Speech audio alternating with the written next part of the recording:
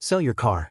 Your brother's loan isn't gonna pay itself, my father said, right after hiking up my rent by a good 80%. I just stood there thinking, real funny, he gets the loan and somehow I get stuck with the bill? I shot back at him. It was his big day too, and guess what? I had a gift ready, a little something called a 30-day notice to vacate. Sell your car, father repeated, barely glancing up from his tablet. Noah's loan isn't going to pay itself. I was halfway to the fridge, hand on a bottle of orange juice, when I just froze in place. Come again? I asked, thinking I must have misheard. He finally looked up at me, like I was being dramatic. Your brother's trying to get his business off the ground, he said. He's carrying a lot right now. Oh, and I'm not? I snapped without thinking. Mother sighed loudly from behind the stove, stirring something. You're in IT, Jackson, she said. You make good money. All Noah needs is a little support. There was support. That word they loved to toss around whenever they actually meant money. I shut the fridge and leaned back against the counter. You do realize you just raised my rent by 80%, right? I said. Father waved it off like I was just nitpicking. And you're still paying less than you would anywhere else, he said. You're right, I said flatly. Let's bump it another 80% and call it a charity fundraiser. Mother clicked her tongue in disapproval. Don't be sarcastic. Noah's your brother, she scolded. Yeah, I said, he is. He's also 30, living rent-free in the basement, and hasn't held a full-time job in 2 years. But sure, let's squeeze me dry instead. The room went quiet. Heavy, awkward kind of quiet. Then father, like he didn't even hear the tension, went on, You've always been good with money. Yeah, because I actually worked.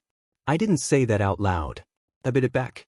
Since college, I'd been grinding nonstop. Full-time job, freelancing on the side, no debt, no vacations, no nonsense.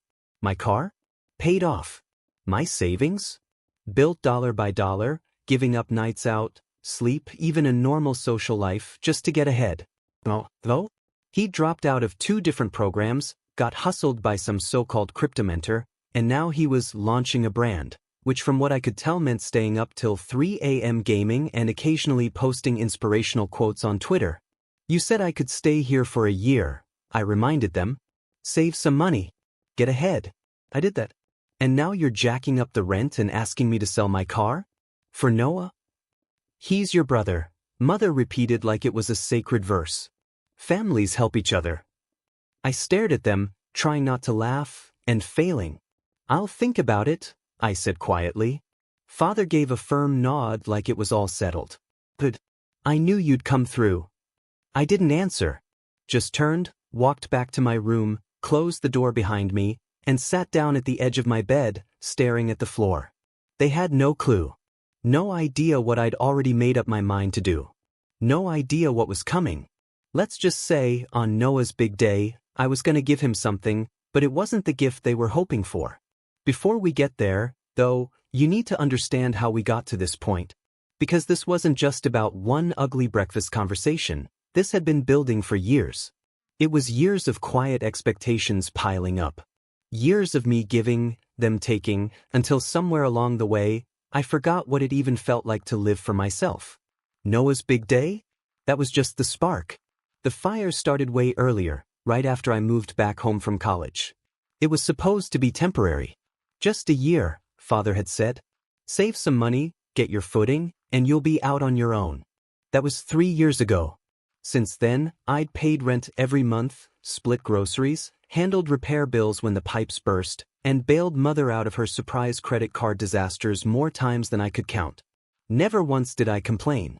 I figured that's what responsible sons do. But what made it all unbearable wasn't the work, it was the double standard.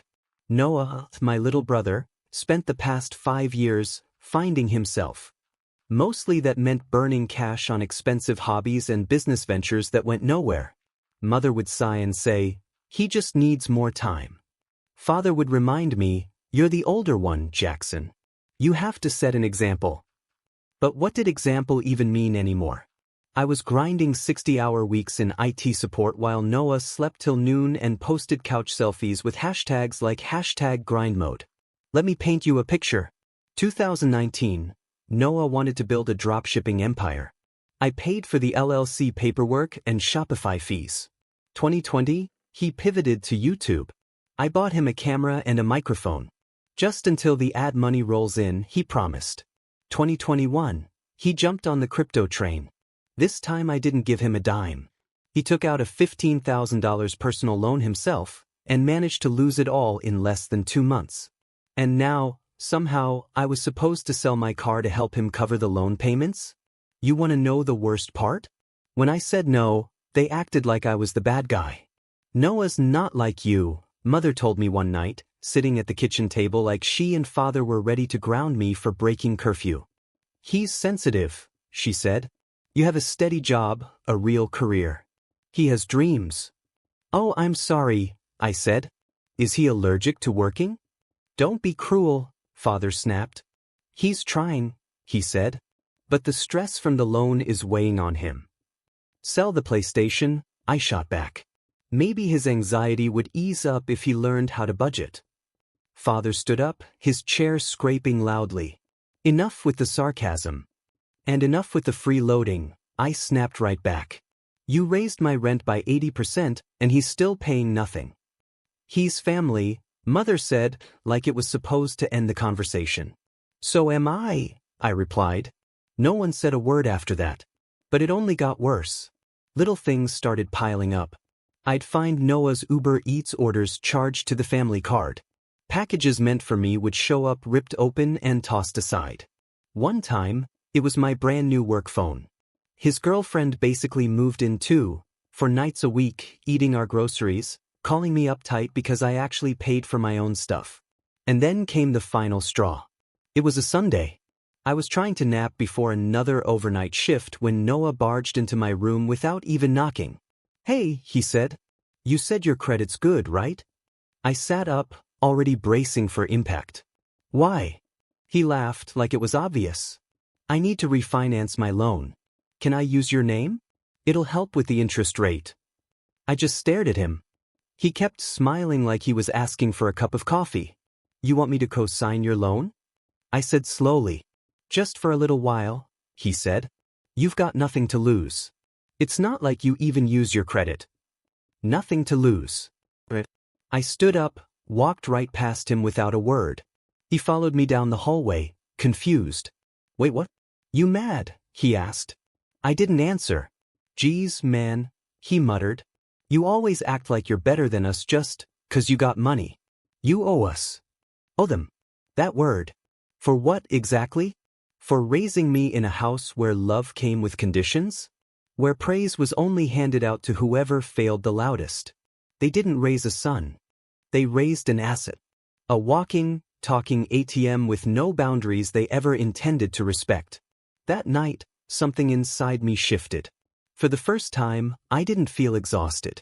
I felt done. No yelling. No threats. Just quiet resolve. I started researching quietly, patiently. Because if there's one thing IT taught me, it's this. The best way to tear down a system is from the inside. And the system here? It wasn't a house. It was my family. My mistake had been thinking I was really a part of it. But the truth was, I wasn't part of the family the way they thought. I was the power source keeping it all running, and it was about time I pulled the plug. Noah's big day rolled around, and while he thought there'd be balloons and cheers, I had something else cooked up. 30 days, 1 letter, and not a whisper of warning. But I'm getting ahead of myself, you'll see.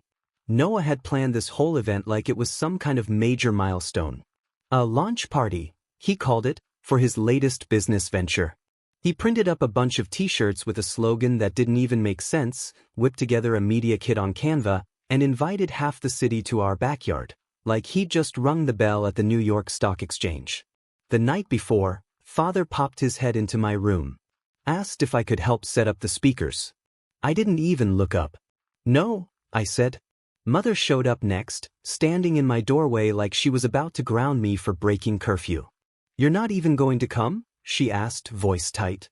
He's your brother, she added, like that explained everything. He's your project, I said back, not missing a beat. You go clap. She didn't like that answer. Not one bit. But at that point, I honestly didn't care anymore. They'd crossed every line I had. I was just finally drawing the border. The morning of the party, I sat down at my desk and printed out the papers. Folded them neatly into an envelope. Double-checked every line, every signature. 30 days.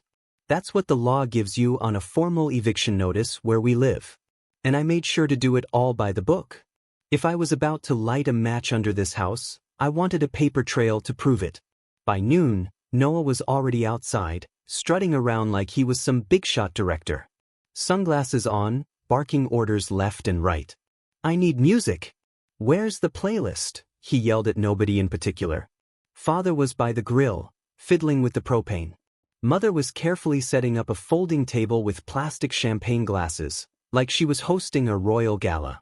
I stood inside the kitchen, watching the chaos unfold through the window, sipping coffee out of my favorite mug, the one that said problem solver. Kinda poetic, really. I waited until the guests showed up, until Noah grabbed a mic, one he borrowed, of course, and started giving some speech about grit-beating privilege, and how none of this would have been possible without his support system. That's when I made my move. I stepped outside, envelope in hand, just as everyone started clapping. Walked right up to him and handed it over. "What's this?" he asked, flashing a cocky grin. "You're surprised," I said. "You've got 30 days. He chuckled, clueless. 30 days to what? Father was already walking over, his eyebrows doing that angry furrow thing. Mother froze mid-toast, plastic glass in hand. "To move out," I said, loud enough for everyone to hear. Steady voice. No shaking. No backing down. The music stopped cold. "You're joking," Noah said, flipping open the envelope. "No," I said, calm as anything. "That's a formal eviction notice. You're not a tenant. You're a liability. And I'm done carrying you." Father barked. "What the hell is this, Jackson? You can't just." "I can," I cut him off. And I did. I turned to the crowd. "You raised my rent by 80%. Told me to sell my car to pay off his debt. Called it fair." "This isn't the time or place," Mother hissed through her teeth. "It's the perfect time," I said. "Because I want everyone here to know exactly what's been going on." I looked around, family, neighbors, Noah's freeloading buddies. For 3 years I paid rent, bills, and fixed everything that broke in this house while nobody else lifted a damn finger. I bought groceries while Noah bought microphones. I watched him crash and burn every single idea he had, and still, you made me the safety net. The backup plan.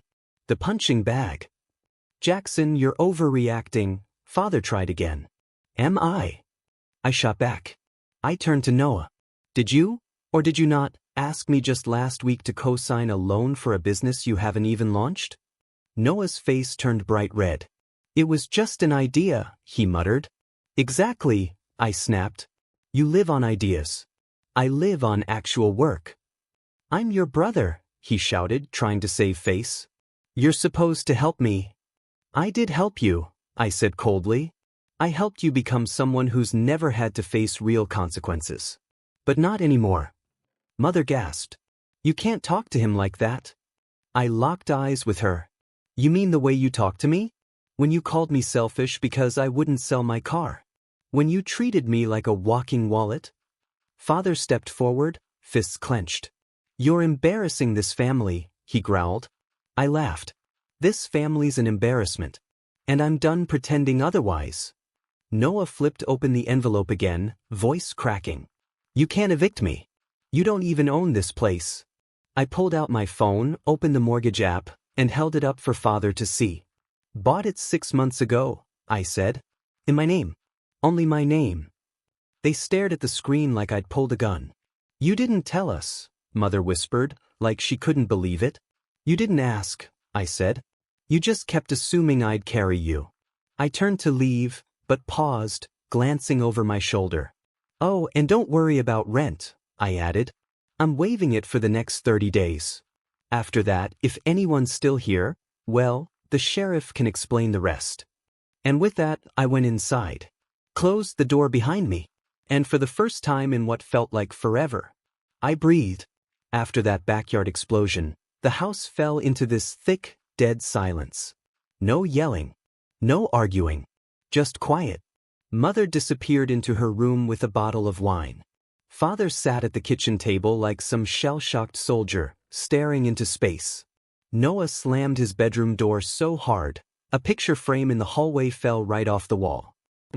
I cranked up my music, locked my door, and took the deepest, most satisfying nap of my adult life.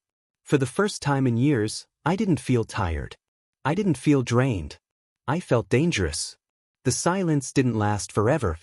For days after dropping the eviction notice, I caught Father in the dining room, going through a pile of my mail. Bank statements. Mortgage documents. Legal papers. He didn't even try to hide it.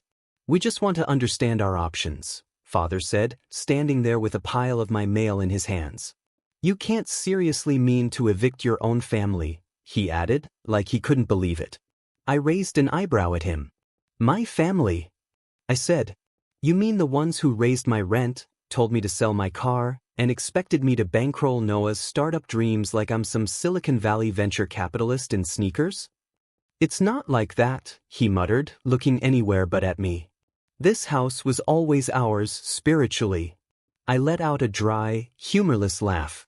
"Oh, you're spiritual landlords now?" I said. He didn't answer. Instead, Mother appeared, clutching a folded piece of paper like it was a white flag. She placed it carefully on the table between us, hands trembling a little.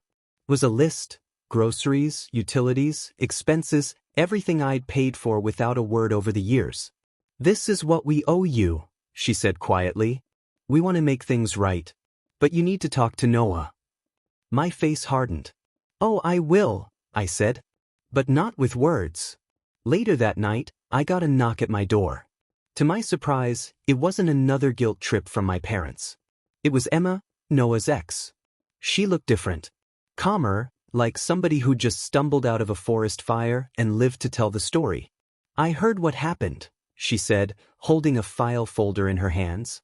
Without saying a word, I stepped aside and let her in. "He told me you offered to co-sign his loan," she said, stepping into the living room. "That's a lie," she added. "I was the original co-signer. But 2 months ago, he changed the paperwork." I took the folder from her, flipping it open, and felt my stomach drop.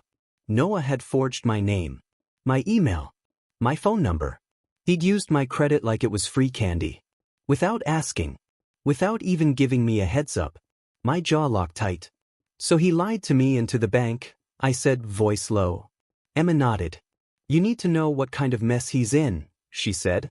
"He's been lying to everyone. Including himself." The second she left, I called my lawyer. We went over every document, every fake email trail, every phony signature. "You have grounds to press charges," he said. "Forgery, identity theft, maybe even fraud, depending on what he did with the money."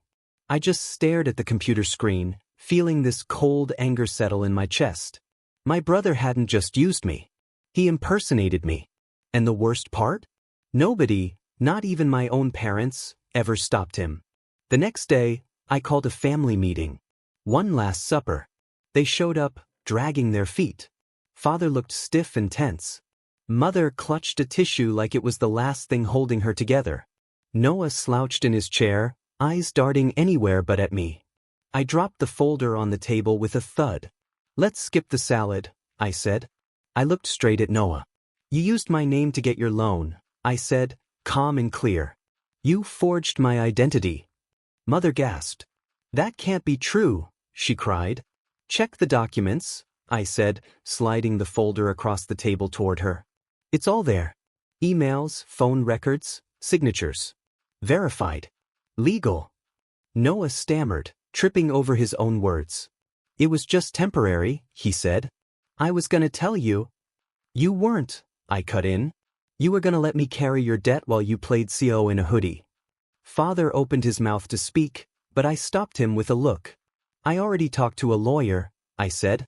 "If Noah's not out in 10 days, and if that loan isn't closed in 30, I'll press charges." Noah's whole face crumbled. "You'd ruin my life," he whispered.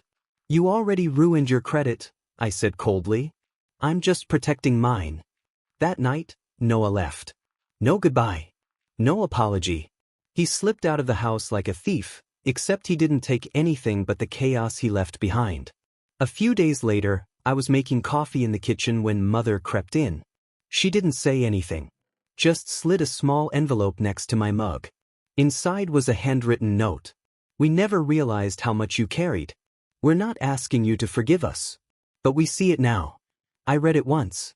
Folded it carefully. Said nothing. Not yet anyway. And just when I thought the storm had finally passed, another surprise showed up. A real letter on real paper. No return address. It was from Emma. I know this is unexpected, she wrote. But my company has an opening in Seattle. Systems analyst. Housing stipend included. I know you're probably tired of cleaning up other people's messes, but this could be your start. Your real start. If you're ready. I sat back in my chair, staring at the words. Seattle. A city where no one knew my name. Where no one expected me to pay for their mistakes. Where survival wasn't another debt hung around my neck.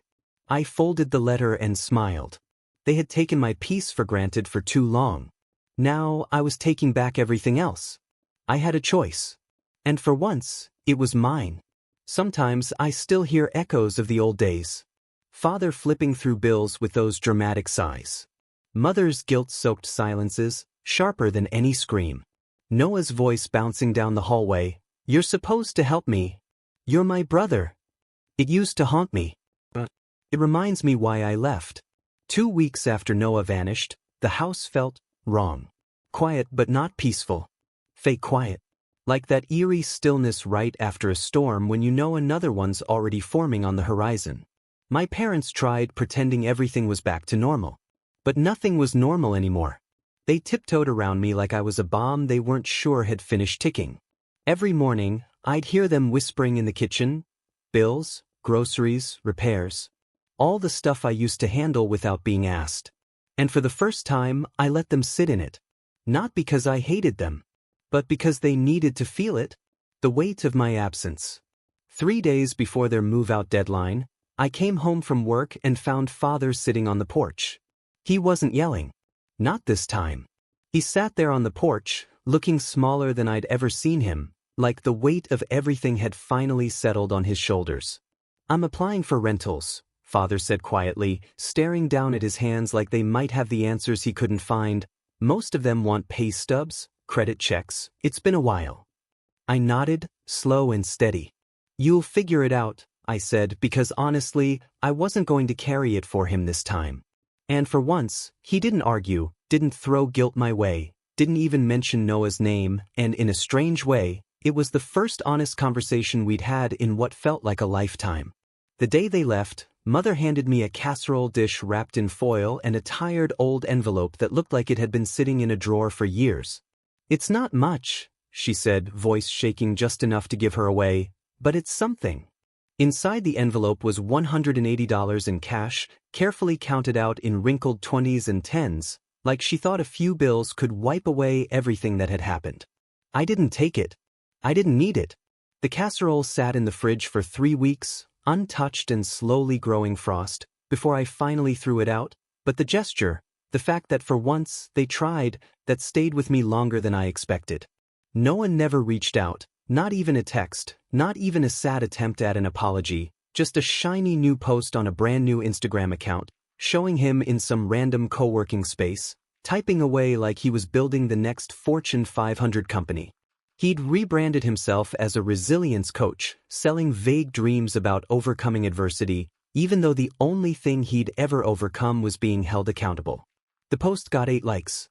I didn't even bother giving it the 9th. You might think that would have been the end of it, some quiet closure wrapped in silence, but about a month later, I got a message request on Facebook from Olivia, a friend of Emma's. I saw your story on Reddit, she wrote. Just wanted you to know, what you did helped more people than you realize. A lot of us have Noahs in our lives. We needed to see someone win. I read that message 3 times, not because I couldn't believe it, but because it was the first time someone saw me not as the villain in the story, but as someone who survived the fire and came out breathing on the other side. 2 weeks later, I packed my bags, took the job offer in Seattle, and started fresh. New job, new apartment, new city, No unexpected Venmo requests popping up on my phone, no guilt-tripped family dinners that ended with, "You should really help Noah more." Sometimes, though, the old habits would creep back in without warning, and I'd find myself opening my banking app out of pure muscle memory, scanning transactions like I was waiting for someone to have borrowed from me again, like I was bracing for a punch that never came. But there was nothing. Just my balance. Just my life. And that's when it really sunk in. They had never loved me, not the person I actually was, but the version of me that made their lives easier, the reliable one, the responsible one, the human ATM, the backup parent, the safety net they expected to catch every fall. The second I stopped playing that role, the second I said no, I became selfish, ungrateful, cruel, at least in their eyes. But now, sitting alone in a Seattle cafe with my laptop open, no buzzing phone demanding help, no guilt weighing down my chest, I finally understood what they feared most. Freedom.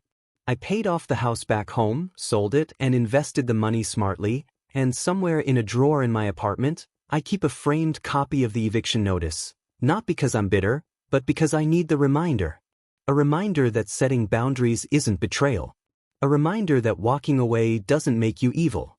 A reminder that saying no can be the thing that saves your life. People ask me sometimes if I miss them.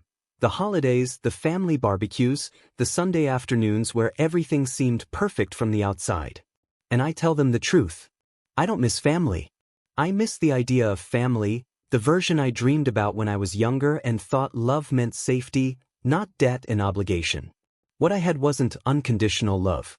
It was debt wrapped in love bombs, conditional loyalty hidden under layers of expectation. I don't miss it. Not even a little. And if you're reading this, if you're their version of me, the one who stays silent, who pays quietly, who carries the weight while pretending not to feel it, I want you to know this. You're not crazy. You're not heartless. You're not selfish. You're tired. And maybe, just maybe, it's time you gave yourself the same gift you've been handing out to everyone else all these years: freedom. Because here's something nobody told me. Being the villain in their story is worth it, if it finally means you get to be the hero in your own.